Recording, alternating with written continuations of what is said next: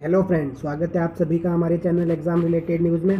Friends, आज हम लोग बात करने वाले हैं एसएससी का जो एग्ज़ाम अगस्त माह में होने वाला है, एसएससी CHSL या फिर 10+2।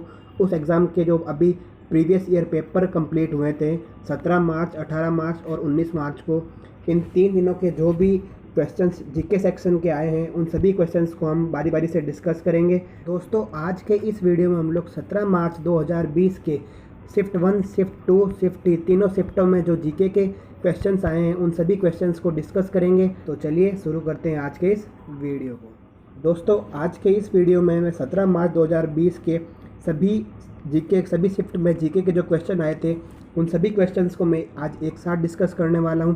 मुझे कुल मिलाकर 56 क्वेश्चंस मिले हैं। 75 क्वेश्चंस में से 25 क्वेश्चंस का सेट आपको हर शिफ्ट में देखने को मिलता है। इस सेट में सबसे पहला प्रश्न हमको यही देखने को मिला था कि सार्क मोटर वाहन एग्रीमेंट किस वर्ष शुरू किया गया। इसका उत्तर आपका ऑप्शंस में दे रखा था सन 2015 में। इसी तरह अगर हम लोग अगले क्वेश्चंस की बात करें तो अगला क्वेश्चन ये था कि अटल भूजल योजना किससे संबंधित है। अगर हम बात करें अटल भूजल योजना की तो अटल भूजल योजना जो है वो भूजल की मात्रा को बढ़ाने के लिए है। भूमि में जो जल है उसकी मात्रा को किस तरह बढ़ाया जाए, उसको किस प्रकार प्राप्त किया जाए ताकि वो पीने योग्य होए, इसके लिए भारत सरकार द्वारा एक योजना चलाई गई। उस योजना का नाम था अटल भूजल योजना। अगर हम लोग बात करें अगले प्रश्न की तो अगला प्रश्न पूछा गया था कि पहला राष्ट्रमंडल खेल किस वर्ष शुरू हुआ। अगर हम बात करें राष्ट्रमंडल खेलों की तो यह हर साल मनाया जाता है या खिलाया जाता है। उसकी अगर हम बात करें तो ये सबसे पहली बार खिलाया गया था 1930 में। हो सकता है कि आपको आगे आने वाले शिफ्टों में यह भी पूछ लिया जाए कि यह सबसे पहला जो राष्ट्रमंडल खेल शुरू किया गया था वो सबसे पहले कहाँ खेला गया था। वो खेला गया था कनाडा देश में। इसी तरह अगर हम लोग बात करें अगले प्रश्न की तो अगला प्रश्न हमें कहता है कि बनकापुर मयूर अभ्यारण्य किस राज्य में है। तो ये कर्नाटक राज्य में है। इसी तरह आपको आगे आने वाले शिफ्टों में और भी वाइल्ड लाइफ सेंचुरीज़ के बारे में पूछा जा सकता है। तो अगर मैं आपको यही कहूँगा कि जितनी भी वाइल्ड लाइफ सेंचुरीज है उन सभी के बारे में एक बार पढ़कर जरूर जाएं। हर शिफ्ट में यह क्वेश्चन तो आपको देखने को मिल ही रहा है, चाहे वाइल्ड लाइफ सेंचुरी के बारे में हो या किसी अभ्यारण्य के बारे में हो। हम अगले क्वेश्चंस की बात करें तो एक प्रश्न आपको ये भी देखने को मिला था कि हवा महल में कुल कितनी खिड़कियाँ हैं। ये ऐसा क्वेश्चन तो मैंने भी आज तक नहीं देखा, पर इस क्वेश्चन की अगर मैं बात करूँ तो यह क्वेश्चन भी पहली बार ऐसा पूछा गया है कि कितनी खिड़कियां हैं। ये क्वेश्चन अगर मैं कहूँ तो एक प्रकार से टफ क्वेश्चंस भी है, परंतु इसका सही उत्तर जो था वो था 953 खिड़कियां। अगर हम बात करें हवा महल की तो हवा महल को आप ये भी पूछ सकता है कि हवा महल कहाँ स्थित है। तो आपको पता होना चाहिए कि हवा महल जयपुर सिटी में स्थित है और जयपुर सिटी को पिंक सिटी नाम से भी जाना जाता है। और अगर हम बात करें जयपुर की स्थापना किसने की तो जयपुर की स्थापना करने वाला राजा कौन था। जयपुर की स्थापना करने वाला राजा था सवाई जय सिंह। सवाई जय सिंह ने इसकी स्थापना की थी। अगला प्रश्न है कि इब्राहिम लोदी दिल्ली का सुल्तान कब बना था। अगर हम बात करें इब्राहिम लोदी की तो इब्राहिम लोदी 1517 ईस्वी में दिल्ली का सल्तनत शासन इसने अपने कंधों पर लिया था। और इसकी मृत्यु कैसे हुई थी। इसकी मृत्यु लाइब्रेरी की सीढ़ियों से नीचे गिरकर इसकी मृत्यु हुई थी। आपको ये भी पूछा जा सकता है, तो आपको ये भी पता जरूर होना चाहिए। अगला प्रश्न ये है कि साहित्य के क्षेत्र में नोबेल पुरस्कार 2019 किसे दिया गया। तो 2019 का जो नोबेल पुरस्कार मिला है ये कई क्षेत्रों में दिया जाता है, साहित्य के क्षेत्र में, फिजिक्स के क्षेत्र में, केमिस्ट्री के क्षेत्र में। जबकि आपको एक शिफ्ट में तो साहित्य का पूछा गया था तो वो दिया गया था पीटर हेडगे को। इसी तरह आपको फिजिक्स के क्षेत्र में हो चाहे केमिस्ट्री के क्षेत्र में हो, इन सभी का आपको पढ़कर जाना है। हो सकता है आपके आगे आने वाले शिफ्टों में आपको पूछ लिया जाए। अगर हम लोग बात करते हैं और इसी तरह अगले प्रश्न की तो अगला प्रश्न ये आपका ये था कि जो मिस वर्ल्ड है 2019 की वो कौन बनी है। तो मिस वर्ल्ड 2019 की जो बनी है उसका नाम है टोनी एन सिंह। आपको ये भी पता होना चाहिए कि ये कौन से देश से संबंधित है। तो रोहतांग सुरंग का नया नाम क्या रखा गया है। रोहतांग सुरंग का नया नाम रखा गया है अटल सुरंग। अभी हाल ही में बहुत सारी जगहों के नाम परिवर्तित किए गए हैं, तो एक बार आप एग्ज़ाम में जाने से पहले उन सभी लिस्ट को आप ध्यान से पढ़कर जाएं। जैसे अगर मैं बात करूं अम्बाला चौक का नाम, तो अम्बाला चौक का नाम रख दिया गया है भारत माता चौक। और अब हम चलते हैं आगे प्रश्न की तरफ। अगला प्रश्न आपको ये था कि मुस्लिम लीग की स्थापना कब की गई। अगर हम बात करें मुस्लिम लीग की स्थापना तो मुस्लिम लीग की स्थापना की गई थी सन 1906 में। और ये किसके नेतृत्व में की गई थी। अगर मैं बात करूं इसकी स्थापना की किसने थी तो एक नाम आपको देखने को मिलेगा आगा खान। ये भी प्रश्न आपको पूछा जा सकता है, तो आपको ये भी पता होना चाहिए कि मुस्लिम लीग की स्थापना आगा खान ने की थी। अगर हम और देखें तो मौलिक कर्तव्य किस देश से लिए गए हैं? अगर हम बात करें मौलिक कर्तव्य तो वो लिए गए हैं रूस देश से। मुख्य चुनाव आयुक्त का कार्यकाल कितने समय का होता है? जो मुख्य चुनाव आयुक्त होता है, अगर हम बात करें मुख्य चुनाव आयुक्त की, तो वर्तमान में कौन है मुख्य चुनाव आयुक्त? ये हैं सुनील अरोड़ा साहब, सुनील अरोड़ा। इनका कार्यकाल क्या होता है? इनकी या तो कार्यकाल इनका होता है 6 वर्ष का या 65 वर्ष, दोनों में से जो भी पहले हो जाती है वही उनका कार्यकाल होता है। अगर हम लोग बात करें आगे के प्रश्नों की, तो एक प्रश्न आपको ये देखने को मिला था कि जो स्तनपान सूचकांक है 2019 में, इसमें सबसे प्रथम स्थान प्राप्त करने वाला देश कौन सा था? तो हम इस देश की बात करें तो वो देश था श्रीलंका। एक प्रश्न आपको ये देखने को मिला था कि लाइनेक्स क्या होता है, तो ये क्वेश्चन जो है कंप्यूटर से रिलेटेड है। जो लाइनेक्स होता है वो एक तरीके का ऑपरेटिंग सिस्टम होता है, जैसे आपने देखे होंगे फायरफॉक्स है, ऐसे बहुत सारे ऑपरेटिंग सिस्टम है जो कि कंप्यूटर के अंदर इनबिल्ड होते हैं। इसी तरह आपको कंप्यूटर से एक और क्वेश्चन देखने को मिला था, वो था कि पाइथन क्या होता है। इसका जवाब आप मेरे को ढूंढ कर दोगे। इस लोग चलते हैं आगे की तरफ। आगे के प्रश्नों में देखा गया था कि श्वेत क्रांति का संबंध किससे है? अगर मैं बात करूँ श्वेत क्रांति की, तो ये तो बहुत ही आसान प्रश्न था। श्वेत क्रांति संबंधित है दूध से। इसी तरह अगर आपको पूछ लिया जाए कि हरित क्रांति किससे संबंधित है, तो हरित क्रांति संबंधित है फसल से। अगला प्रश्न था कि लद्दाख में कितने ज़िले हैं? ये टॉपिक बहुत ही इम्पोर्टेंट है। इस समय के अनुसार अगर देखा जाए तो लद्दाख जम्मू कश्मीर को अलग कर दिया गया है। तो उस समय देखें तो ये प्रश्न आपके एग्ज़ाम में पूछा गया था कि लद्दाख में कितने ज़िले हैं। अगर हम लद्दाख में ज़िलों की बात करें तो 2 ज़िले आपको देखने को मिलते हैं। इसी तरह 2019 का जो शांति का नोबेल पुरस्कार दिया गया है, वो किसको दिया गया है? वो दिया गया है अबी अहमद अली को। जो ये अबी अहमद अली हैं वो किस देश के हैं? अगर इस देश की बात करें तो वो देश है इथोपिया। ये प्रश्न बहुत बहुत इम्पोर्टेंट है। इसी तरह अगर हम लोग और आगे चलते हैं तो आगे आपको एक प्रश्न देखने को मिला था कि जो 12वीं पंचवर्षीय योजना है उसका कार्यकाल क्या था। अगर मैं बात करूँ 12वीं पंचवर्षीय योजना का, तो वो आपके थी 2012 से लगाकर 2017 तक। इससे पहले जो था ये बनाती कौन थी? अगर आपको पूछ लिया जाए कि पंचवर्षीय योजना का निर्माण किसके द्वारा किया जाता था, तो ये बनाया जाता था योजना आयोग द्वारा। अब योजना आयोग को हटाकर 2015 में नीति आयोग बना दिया गया है। सूचना आयोग को या योजना आयोग को बिल्कुल ख़त्म कर दिया गया, जिसकी जगह पर स्थान किसने लिया है? नीति आयोग ने। ये भी आपको पता होना चाहिए। और अगर हम लोग बात करें आगे, तो राष्ट्रपति भवन का निर्माण कब पूरा हुआ था? अगर बात करें राष्ट्रपति भवन के निर्माण की, तो इसका काम पूरा हुआ था 1929 में। आपको ये भी पूछा जा सकता है कि ये निर्माण जो है स्टार्ट कब हुआ था? तो स्टार्ट हुआ था सन 1912 में इसका स्टार्ट हुआ था, और 17 साल बाद ये इसका निर्माण पूरा हुआ था। राष्ट्रपति भवन कहाँ है? अगर राष्ट्रपति भवन की बात करें तो ये तो आपको पता होगा कि ये नई दिल्ली में स्थित है। चलिए आगे चलते हैं। आगे क्या है? आगे हमारा एक प्रश्न है कि पंचशील समझौता किन 2 देशों के बीच में हुआ था? जो ये पंचशील समझौता है ये भारत और चीन के बीच में हुआ था। जो अगला प्रश्न है कि सुल्तान अजलान शाह कप 2019 का आयोजन कहाँ हुआ था? अगर मैं बात करूँ ये सुल्तान अजलान शाह कप, तो ये किस का चीज़ का कप है? ये किस खेल के अंदर दिया जाता है? अगर मैं बात करूँ तो ये कप जो है आपको हॉकी खेल के अंदर देखने को मिलेगा, और ये प्रतिवर्ष मलेशिया में ही किया जाता है। इसका आयोजन जो होता है हर वर्ष की भांति मलेशिया में ही होता है, और इस वर्ष का जो 2019 का हुआ वो भी मलेशिया में ही हुआ।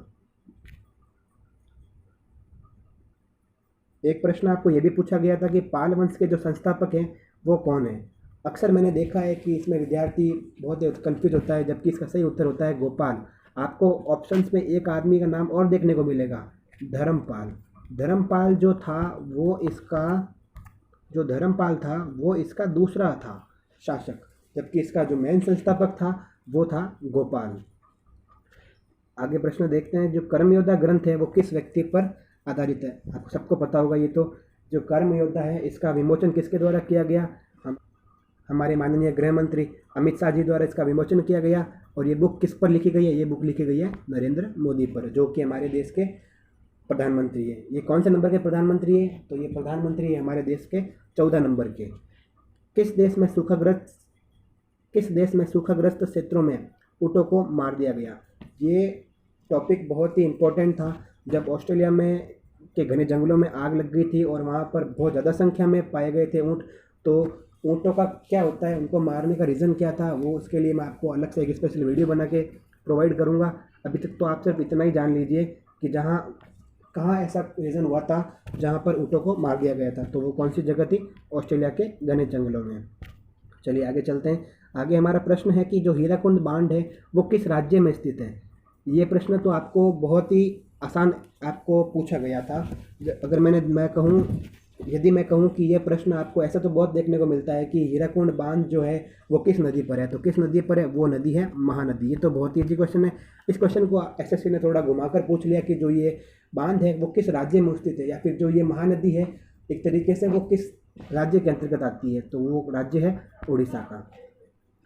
तांबे की परमाणु संख्या आपसे पूछी गई थी, तो तांबे की एटॉमिक जो नंबर होता है वो कितना होता है, 29 नंबर होता है। इसी तरह आपको एक पुस्तक पूछी गई थी जिसका नाम था द एरा ऑफ डार्कनेस। इस पुस्तक के लेखक कौन है। इस पुस्तक के लेखक हैं शशि थरूर। दोस्तों मैं आप सबको बताना चाहूँगा कि आप जितनी भी बुक्स लॉन्च हुई है उन सभी बुक्स के बारे में एक बार ज़रूर पढ़ कर जाएँ। आपको हर शिफ्ट में एक से लगाकर 2 प्रश्न तो आपको बुक से रिलेटेड देखने को ज़रूर मिलेंगे। चाहे तो आप एक पूरी लिस्ट बनाकर एक बार उसको रिवाइज़ कर लीजिए, आपको कहीं ना कहीं ऐसा क्वेश्चन देखने को ज़रूर मिलेगा। तो चलते हैं आगे की क्वेश्चंस की तरफ। आगे क्वेश्चन था, आपको तो हमने पढ़ लिया है द एरा ऑफ डार्कनेस के बारे में। तो अगला क्वेश्चन है कि इंडियन रिफॉर्म एसोसिएशंस की स्थापना कब हुई थी या किस वर्ष में हुई थी। तो इसकी स्थापना हुई थी 1870 ईस्वी में। इसी तरह आपको अगला क्वेश्चन था कि विटामिन बी जो है वो कितने प्रकार का होता है। विटामिन बी जो है वो 8 तरीक़ों का होता है, जैसे विटामिन B1, B2। अब इनके जो नाम होते हैं वो भी आप लोग याद कर सकते हैं। आपको ऐसे भी पूछा जा सकता है कि विटामिन ए का जो है रासायनिक नाम क्या है। तो इसके लिए एक आपको शॉर्ट ट्रिक मैं बता देता हूँ, वो आप लोग याद कर लीजिएगा। शॉर्ट ट्रिक है हमारी रथ पर एक टॉफ़ी। ये अगर आप लोग याद कर लोगे तो ये काफ़ी है। अगर मैं बात करूँ हमारे अगले प्रश्न की, तो ये हमारा प्रश्न पूछा गया था कि जो कुमाऊँ हिमालय है किन 2 नदियों के बीच में स्थित है। तो ये कुमाऊँ हिमालय जो है ये सतलुज और काली नदी के बीच में स्थित है। किसके बीच में स्थित है, ये काली नदी और सतलुज के बीच में स्थित है। अगर मैं बात करूँ झारखंड विधानसभा के स्पीकर कौन है, ये आपको क्वेश्चन पूछा गया था, तो कौन है, वो है रविंद्रनाथ महतो। अगर मैं बात करूँ झारखंड की, तो झारखंड में हाल ही में विधानसभा चुनाव संपन्न हुए हैं। उसके अंदर झारखंड के मुख्यमंत्री पद की शपथ किसने ली, तो उसकी भी नाम आप लोगों को पता होना चाहिए। हो सकता है कि अगस्त में जो आपका एग्ज़ाम हो उस समय आपको पूछ लिया जाए। तो उसका नाम है हेमंत सोरेन। क्या नाम है उसका, हेमंत सोरेन। आगे प्रश्नों की तरफ।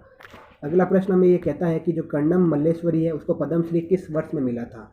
तो इनको ये कौन से वर्ष में मिला था, इनको मिला था सन 1999 में। 1999 में अभी है कौन, ये संगीत से संबंधित है, तो इनको संगीत क्षेत्र में पद्मश्री मिला था। अगर हम बात करते हैं अगले प्रश्न की, तो अगला प्रश्न था कि पृथ्वी के गुरुत्वाकर्षण सिद्धांत स्थिरांक का मान क्या है। ये तो आपको सबको पता होगा, जो पृथ्वी का स्थिरांक गुणांक है इसका मान क्या होता है। इसका मान होता है 6.67 इंटू 10 की घात -11 मीटर प्रति सेकंड स्क्वायर। ये आपको पता होना चाहिए। इसको दर्शाया किसके द्वारा जाता है, इसको दर्शाया जाता है गुरुत्वाकर्षण स्थिरांक जी द्वारा। संपत्ति के अधिकार को किस वर्ष मौलिक अधिकार से हटा दिया गया। संपत्ति का अधिकार पहले मौलिक अधिकार हुआ करता था, इसको 44वें संविधान संशोधन द्वारा इसको हटा दिया गया है। अभी एक मौलिक अधिकार नहीं रहा है, इसको हटाया गया 1978 में इस 44वें संविधान संशोधन द्वारा। अब इसको कहाँ रखा गया है संविधान में, अब इसको रखा गया है संविधान के 301 की श्रेणी में, जो कि एक तरीके से सामान्य सिद्धांत होता है या फिर अधिकार होता है। सत्यमेव जयते कहाँ से लिया गया है। सत्यमेव जयते की अगर हम बात करें तो ये लिया गया मुंडको उपनिषद से। ये तो बहुत ही आसान क्वेश्चन था। इसी तरह अगर हम बात करें, यहाँ पे ये प्रिंट नहीं हुआ है, प्रिंट करने के लिए कंप्यूटर की शॉर्टकट की क्या है। शॉर्टकट की प्रिंट करने के लिए क्या करना पड़ता है, आपको Ctrl+P दबाना पड़ता है। इसी तरह आपको और भी शॉर्टकट पूछे जा सकते हैं कि किसी को अगर आपको अंडू करना है तो उसके लिए क्या होता है। तो अंडू के लिए अगर मैं आपको बताऊं तो क्या होता है Ctrl+Z। इसी तरह Ctrl+P होता है प्रिंट के लिए। इसी तरह मैं बात करूं Ctrl+C होता है कट के लिए। और भी ऐसे कई शॉर्टकट्स की है जो आपको पूछी जा सकती है। चलते हैं हम लोग अपने अगले प्रश्न की तरफ। अगला प्रश्न है कि दक्षिण पश्चिम रेलवे का मुख्यालय कहाँ पर स्थित है? तो ये कहाँ पर स्थित है? हुबली, कर्नाटक में। 6वीं अनुसूची में किस राज्य की बात कही गई है? कुल अनुसूचियों की अगर हम बात करें तो अनुसूचियाँ आपके संविधान में 12 अनुसूची अब तक बनी है, जिसमें 6वीं अनुसूची होती है वो है विशेष राज्यों के बारे में। विशेष राज्य कौन कौन से हैं, उनको विशेष मान्यता, चाहे वो असम हो, मेघालय हो, त्रिपुरा हो या मिजोरम, इन 4 राज्यों को विशेष दर्जा दिया गया है इस संविधान संशोधन इस अनुसूची के अंतर्गत। चलिए आगे बात करते हैं। ये यहाँ पर गलत छप गया है कि निबंध क्या है? निबंध ये होगा निब्बल क्या है, इसको काट लीजिए, सही कर लीजिएगा। ये है निब्बल। निब्बल भी एक तरीके से कंप्यूटर की एक इकाई होती है, कंप्यूटर की यूनिट होती है। एक निब्बल में कितने यूनिट होते हैं? एक निब्बल में 4 बिट होती है, और बिट ही बाद में कंप्यूटर की GB, TB इनका निर्माण करती है, MB का। अगर हम बात करें वर्तमान में जो BCCI के चेयरमैन पूछा गया था आपको, वर्तमान में BCCI के चेयरमैन कौन है? तो जो वर्तमान में BCCI के चेयरमैन है वो आपको सबको पता है, सौरभ गांगुली है। पानी में घुलनशील विटामिन कौन कौन से होते हैं? अगर हम बात करें पानी में घुलनशील विटामिन तो वो होता है विटामिन B और विटामिन C। इसी तरह अगर आपको पूछ लिया जाए कि वसा में घुलनशील विटामिन कौन कौन से होते हैं, तो वो विटामिन है vitamin A, vitamin D, vitamin K आदि, ये सभी वसा में घुलनशील है। जबकि विटामिन B और C ये 2 विटामिन जल में घुलनशील होते हैं या फिर पानी में। अगर बात करें हम लोग अगले प्रश्न की, तो अगला प्रश्न आपको पूछा गया था कि शेरशाह सूरी का मकबरा कहाँ है? शेरशाह सूरी का जो मकबरा है वो सासाराम में आपको देखने को मिलता है, ये बिहार की तरफ पड़ता है। अगर अगला प्रश्न था कि संसार का सबसे बड़ा नदी द्वीप कौन सा है? अगर मैं बात करूँ कि संसार का सबसे बड़ा नदी द्वीप तो वो है माजुली। अब माजुली पड़ता कहाँ है? ये असम के अंदर है। माजुली संसार का सबसे बड़ा द्वीप है, और ये जो असम का सबसे बड़ा द्वीप है। और अगर मैं बात करूँ तो ये कौन सी नदी पर है? तो ये ब्रह्मपुत्र नदी पर आपको माजुली द्वीप देखने को मिलेगा। ये बात करते हैं हमारे अगले प्रश्नों की। अगला प्रश्न था कि इनमें से कौन चोर वंश के राजा थे? ये चोर नहीं आएगा, यहाँ पर चोल आएगा, गलत प्रिंट हो गया है, चोल वंश। आपको 4 ऑप्शन दिए गए थे, उन चारों में से सही ऑप्शन था राजा राज चोल। जो राजा राज चोल हैं वो उन सभी ऑप्शन में से सही ऑप्शन था, चोल वंश के जो राजा पूछे गए थे। अगर हम बात करते हैं अगले प्रश्न की, तो अगला प्रश्न था कि अंतर्राष्ट्रीय इकाई प्रणाली में कुल कितनी मूल इकाइयाँ होती हैं? तो कितनी मूल इकाइयाँ होती है? 7 होती है। ये अगला प्रश्न था कि यूनिसेफ की स्थापना कब हुई? यूनिसेफ की स्थापना हुई है 11 दिसंबर 1946 को। हो सकता है आपके आगे आने वाले शिफ्टों में ये भी पूछा जाए कि WTO की स्थापना कब हुई या इनका हेडक्वार्टर्स कहाँ पे है। WHO की पूछी जा सकती है, यूनिसेफ की आपको यहाँ पूछ ली गई है, यूनेस्को की पूछ सकते हैं, UNDP की पूछ सकते हैं। तो ये सभी आप एक बार पढ़कर ज़रूर जाइएगा। आपको संस्थापकों के बारे में भी पूछ सकते हैं, जैसा कि शिफ्ट में पूछने को देखने को मिला था कि ट्विटर के संस्थापक कौन है। तो सबको पता है कि ट्विटर के कौन है, जैक डॉर्सी हैं, नोआ ग्लास है, इवान विलियम्स है। आपको ये भी पूछा जा सकता है कि अमेज़ॉन के कौन है, अभी सबसे बड़ी कंपनी कौन है? अमेज़ॉन। तो अमेज़ॉन के कौन है? जेफ बेजोस हैं। फेसबुक के कौन है? व्हाट्सएप के कौन है? ये सब आपको पता होने चाहिए। इसी तरह अगर हम लोग और आगे बात करें तो एक और लेखक के बारे में पूछा गया था, वो भी बुक किसकी है? केरला गुड्स ओन कंट्री के लेखक कौन है? तो ये बुक भी किसकी है? शशि थरूर की है। इसी तरह आपको पूछा गया था कि सिलिका मिट्टी किस में पाई जाती है? तो सिलिका मिट्टी किस में पाई जाती है? लेटराइट मिट्टी में पाई जाती है। अभी आपको पता होगा कि यस बैंक के CEO कौन है? यस बैंक के CEO हैं रवनीत गिल। अभी ये बैंक बहुत ही चर्चा में था, क्योंकि इसके जो आपको जो मालिक हैं या फिर जो इसके चीफ डायरेक्टर हैं उनका नाम है राणा कपूर।